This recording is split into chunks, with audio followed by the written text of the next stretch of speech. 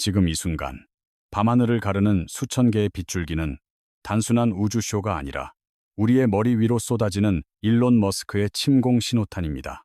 지난 30년간 대한민국이 통신 강국이라는 달콤한 환상에 취해 있는 동안 우리의 하늘은 이미 정복당하고 있었습니다. 국경도 기지국도 필요 없는 새로운 통신망이 독점 기업들이 쌓아 올린 철옹성 같은 안방 시장을 맹렬히 노리고 있습니다. 우리가 오지 속도 논쟁으로 시간을 허비하는 사이 지구 궤도에는 이미 6천 개의 위성이 전 세계를 포위했습니다. 이것은 단순한 기술 발전이 아니라 기존의 시장 질서를 송두리째 수장시킬 거대한 경제적 쓰나미의 시작입니다. 한국 통신 시장을 움켜쥐고 있던 통신 3사의 제국은 이제 글로벌 자본의 거센 파도 앞에서 붕괴 직전의 위기입니다. 선택권 없이 그들이 정한 요금에 복종해온 지난 30년, 드디어 그 견고했던 독점의 성벽에 균열이 가기 시작했습니다. 하늘에서 내려오는 인터넷은 땅 위의 기지국을 비웃으며 산간 오지부터 바다까지 끊김없는 연결로 소비자를 유혹합니다. 과연 우리는 통신 주권을 지킬 수 있을까요? 아니면 거대 플랫폼 제국의 하청 기지로 전락할 비참한 운명을 맞이할까요? 마포구 아파트에 사는 40대 가장 김영수 씨는 오늘도 출근길 지하철에서 먹통이 된 신호를 보며 깊은 한숨을 내쉽니다. 최신형 오지폰에 비싼 요금제를 걸었지만 화면 위에서 빙글빙글 도는 로딩 표시는 그의 인내심을 시험합니다. 광고 속의 LTE보다 빠르다는 문구는 새빨간 거짓말이었고 그가 느끼는 것은 배신감과 불안정한 연결뿐입니다. 단말기 할부금까지 포함해 10만 원이 훌쩍 넘는 통신비는 쌓인 가족의 식비를 위협하는 가계의 거대한 짐입니다. 품질 불량을 감수하면서도 위약금의 족쇄 때문에 울며 겨자 먹기로 약정을 유지해야 하는 것이 우리의 현실입니다. 이것은 김영수 씨만의 비극이 아니라 통신 3사의 과점 체제 하에 권리를 박탈당한 대한민국 모든 국민의 분노입니다. 더 충격적인 것은 통신사들이 핵심 주파수 투자를 포기하고도 역대급 이익을 챙기며 성과급 잔치를 벌였다는 사실입니다. 소비자는 품질 저하로 고통받는데 기업은 인프라 투자 대신 배당 잔치에만 몰두하니 불신의 골은 깊어만 갑니다. 경쟁이 사라진 시장에서 우리는 호갱이라 불리며 그들의 배만 불려주는 충실한 자금줄로 전락했습니다. 과거 위성 인터넷이 실패했던 거리의 한계를 깨부수고 스타링크는 고정관념을 뒤집는 혁명을 가져왔습니다. 36,000km라는 까마득한 높이에서 550km 상공으로 내려와 데이터의 지연 시간을 획기적으로 없애버렸습니다. 산 꼭대기에서 고함을 치던 과거의 위성통신이 아닙니다. 바로 귓가에 속삭이듯 데이터가 오가는 물리적 거리가 혁명적으로 단축되었습니다. 클릭과 동시에 반응하는 20m초의 기적은 롤 같은 고사양 게임이나 화상회의조차 끊김없이 가능하게 만들었습니다. 이제 위성 인터넷은 느려 터진 비상용 통신망이 아니라 도심의 광케이블과 정면 승부를 벌이는 강력한 대체제로 진화했습니다. 머스크는 지구 전체를 촘촘한 위성 그물망으로 포획하여 사막이든 망망대해든 하늘만 보이면 터지는 세상을 열었습니다. 한국 통신사들이 땅을 파고 케이블을 묻는 토목 공사에 매달릴 때 스페이스X는 우주를 선점해 인프라의 차원을 바꿨습니다. 지형 지물에 막혀 신호가 끊기던 한국 통신사들의 커버리지 한계는 하늘에서 쏟아지는 전파 앞에서 무력화되고 있습니다. 지붕 위에 피자박스만한 안테나를 설치해야만 겨우 신호를 잡던 거추장스럽고 번거로운 과거는 끝났습니다. 다이렉트 투셀 기술의 등장으로 지금 여러분 손에 쥐어진 스마트폰이 곧바로 우주와 연결되는 마법이 현실이 됩니다. 우주에 떠있는 위성이 거대한 기지국이 되어 지상 중계기가 전멸해도 하늘만 열려 있다면 세상과 연결됩니다. 주말마다 산을 찾는 김영수 씨가 겪던 연락, 두 절의 공포는 이제 옛말이 되어가고 있습니다. 인적 드문 깊은 골짜기나 먼 바다 낚시터에서도 선명한 통화와 고화질 사진, 전송이 가능한 시대가 도래했습니다.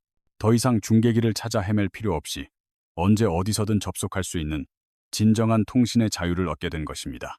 이것은 오직 커버리지를 독점하며 막대한 이익을 챙겨온 국내 통신사들에게는 재앙과도 같은 사형 선고입니다. 수조 원을 들여 쌓아 올린 기지국이라는 진입장벽이 하늘에서 내려 꽂히는 전파 한 방에 무용지물이 될 위기입니다.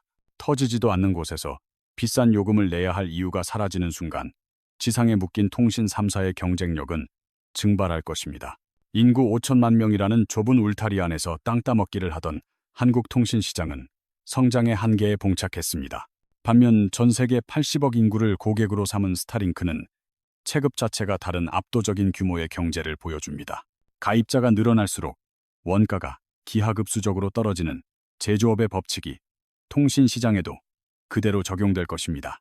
테슬라가 그랬듯 초기 얼리어답터의 전유물이었던 위성통신은 곧 대중적인 가격으로 우리 곁에 올 것입니다. 김영수 씨의 10만 원 통신비보다 스타링크 요금이 저렴해지는 그날, 통신사와의 의리를 지킬 호갱은 아무도 없습니다. 넷플릭스나 유튜브 같은 거대 콘텐츠 공룡들이 국경 없는 위성망과 결합하는 순간, 통신 시장의 가격 경쟁은 통제 불능의 속도로 폭주할 것입니다. 동네 비디오 대여점이 넷플릭스라는 거대한 파도에 휩쓸려 흔적도 없이 사라졌듯 로컬 통신사들도 역사의 뒤안길로 사라질 운명입니다.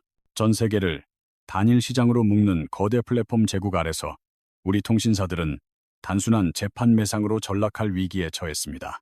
그들이 내수시장이라는 우물 안에서 계산기를 두드리는 동안 바다 건너에서는 가격 파괴라는 거대한 해일이 덮쳐오고 있습니다.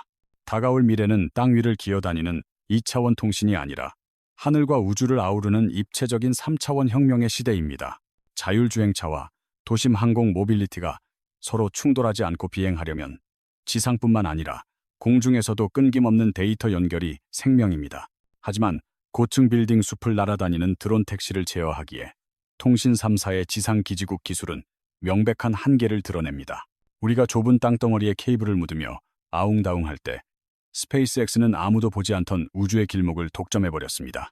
육지 통신의 주도권은 넘어갔고 우리는 그들이 깔아놓은 우주 고속도로를 비싼 통행료를 내고 빌려 써야 할 처지입니다. 전문가들은 한국의 저궤도 위성 기술이 스페이스X에 비해 최소 10년 이상 뒤처져 있다고 냉혹하게 경고합니다.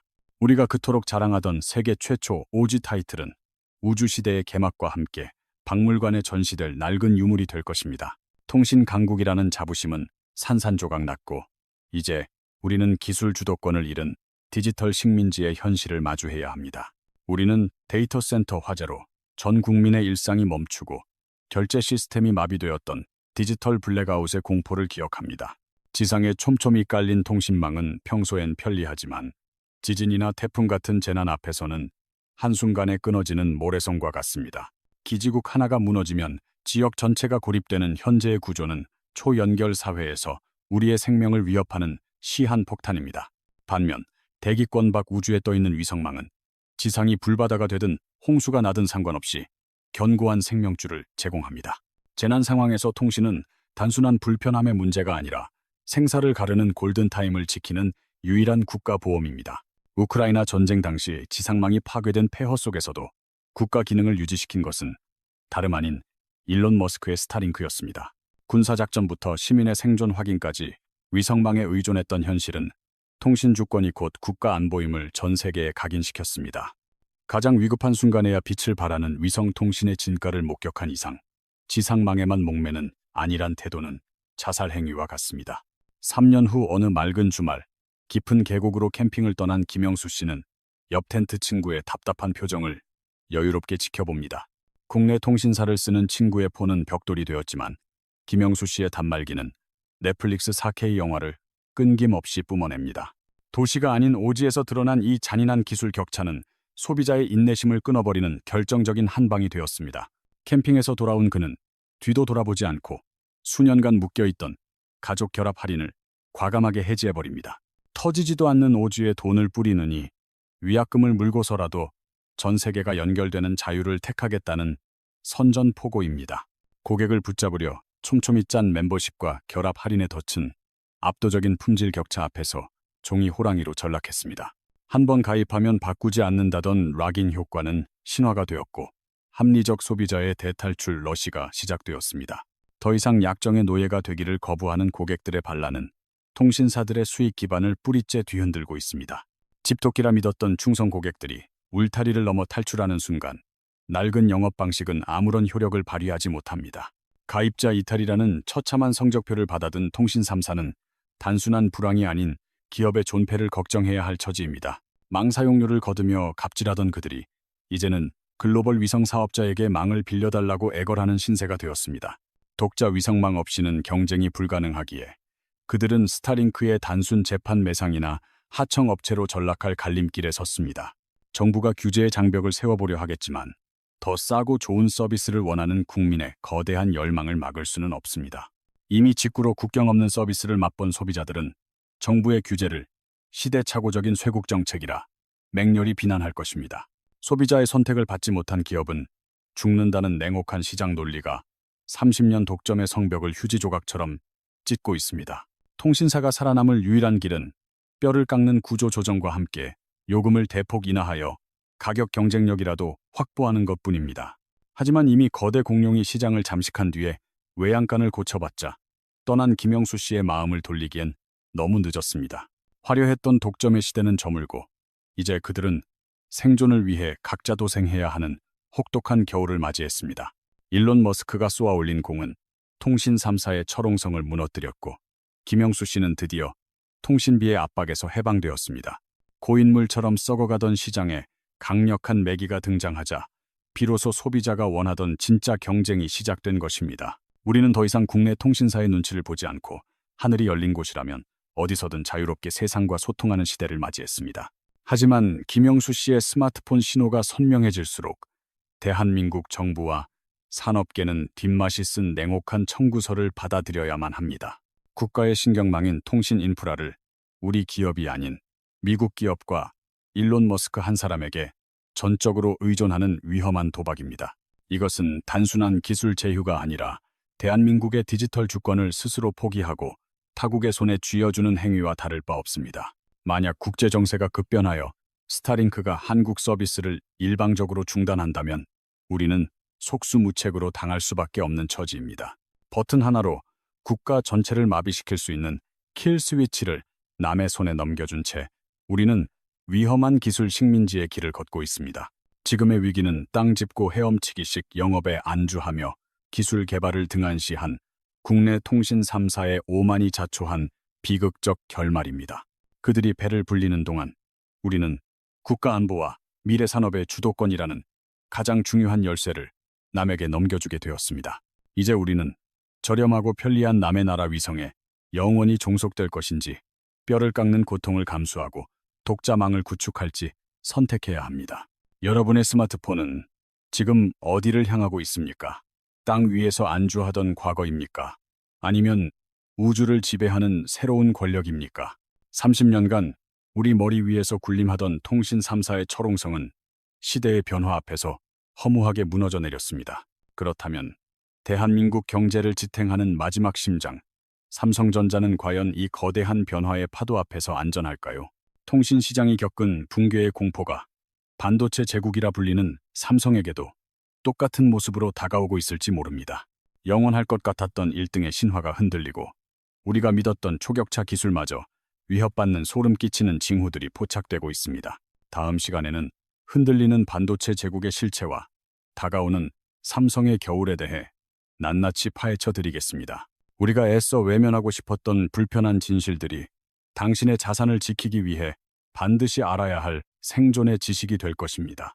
변화를 거부한 자에게 시장은 자비가 없으며 준비되지 않은 자에게 다가올 미래는 축복이 아닌 재앙일 뿐입니다. 통신 제국의 몰락을 타산지석 삼아 다가올 반도체 시장의 지각 변동에 대비할 수 있는 해안을 가지시길 바랍니다. 오늘의 이야기가 단순한 경고로 끝날지 아니면 다가올 미래의 예언서가 될지는 오직 깨어있는 여러분의 판단에 달려 있습니다. 지금까지 대한민국 경제의 이면을 날카롭게 파헤치는 시간이었습니다. 다음 편 삼성전자 위기론에서 다시 찾아뵙겠습니다.